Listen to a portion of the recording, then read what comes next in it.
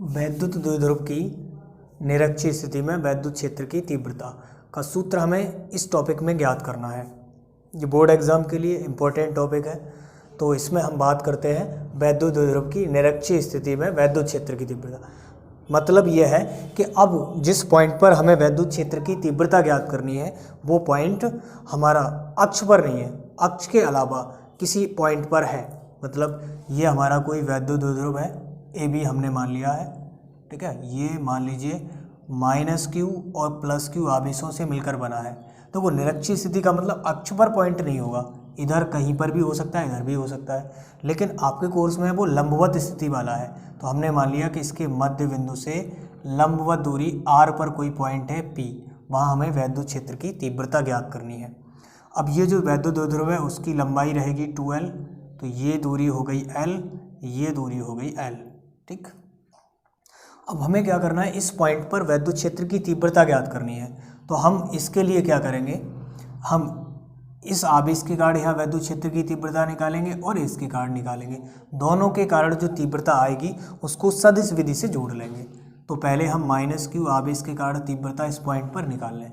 तो देखो इसके कारण जो तीव्रता होगी इस पॉइंट पर वो इसी आवेश की ओर होगी, मतलब E1 इधर होगा।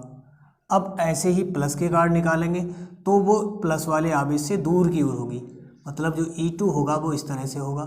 अब इन दोनों की हमें क्या करनी है, तीव्रता, इनकी परिणामी तीव्रता ज्ञात करनी है। तो इसके लिए हम क्या करेंगे, इनका समांतर चतुर्भुज पूरा कर लेंगे और इनका जो परिणामी है वो समांतर चतुर्भुज के विकर्ण द्वारा प्रदर्शित होगा। अगर ये एंगल थीटा मान लें तो ये एंगल भी थीटा हो जाएगा, ये भी थीटा हो जाएगा। अगर हम E1 के ऊर्ध्व घटक निकालें, ऊर्ध्व घटक E1 का आएगा इस तरह से E1 साइन थीटा और इसका आएगा E1 कॉस थीटा। ऐसे E2 का निकालेंगे तो इसका ऊर्ध्व घटक जाएगा इस तरह से E1 cos theta sine theta और क्षैतिज घटक जाएगा इस तरह से E2 कॉस थीटा। जो E1 कॉस थीटा की दिशा में है इसलिए उसके साथ जुड़ जाएगा। अब देखिए हम क्या करें, पहली कंडीशन में -q आवेश के कारण निकाल लें। -q आवेश के कारण, आवेश के कारण बिंदु P पर, बिंदु P पर वैद्युत क्षेत्र की तीव्रता, वैद्युत क्षेत्र की तीव्रता, तीव्रता E1 बराबर, फॉर्मूला क्या हो जाएगा, 1/4 पाई एप्सिलॉन नॉट के Q अपॉन दूरी कौन सी रहेगी, देखो ये दूरी L है, ये R है, हमें -q से पॉइंट P की दूरी ये वाली है और ये पाइथागोरस प्रमेय से निकालना है तो r² + l²। ऐसे ये वाली निकालेंगे तो √l² + r²। तो r² फॉर्मूला होता है, अब दूरी का स्क्वायर करेंगे तो अंडर हट जाएगा, r² + l²। ऐसे ही +q आवेश के कारण, +q आवेश के कारण बिंदु P पर वैद्युत क्षेत्र की तीव्रता, बिंदु P पर वैद्युत क्षेत्र की तीव्रता E2 बराबर क्या हो जाएगा, 1/4 पाई एप्सिलॉन नॉट के Q अपॉन, ये भी देखो दूरी सेम है, वर्ग करके लगाएंगे तो अंडर हट जाएगा, r² + l² आ जाएगा। हमें क्या करना है, E1 व E2 के, देखो E1 व E2 के क्षैतिज घटक, क्षैतिज घटक E1 cos theta, E2 sine theta, E2 cos theta तथा ऊर्ध्व घटक E1 साइन थीटा व E2 साइन थीटा है। अब देखो जो E1 sine theta, E2 sine theta, E1 E2 आपस में बराबर है, तो देखो E1 sine theta, E2 sine theta एक दूसरे के बराबर विपरीत होने के कारण कैंसिल हो जाएंगे और जो क्षैतिज घटक है वो समान दिशा में होने के कारण जुड़ जाएंगे। जब जुड़ जाएंगे तो जो P पर तीव्रता है टोटल वो किसके कारण होगी, केवल क्षैतिज घटकों के कारण। अतः बिंदु P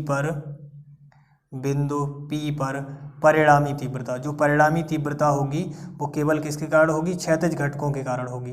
तीव्रता E बराबर क्या हो जाएगा, E1 cos theta plus E2 cos theta. अब यहाँ से आप cos थीटा कॉमन ले लो, E1 plus E2 cos theta.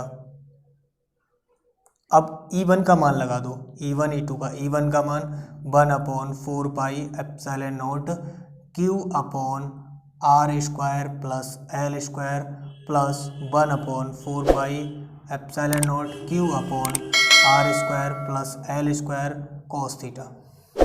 अब देखिए करना क्या है, अब इन्हीं में से,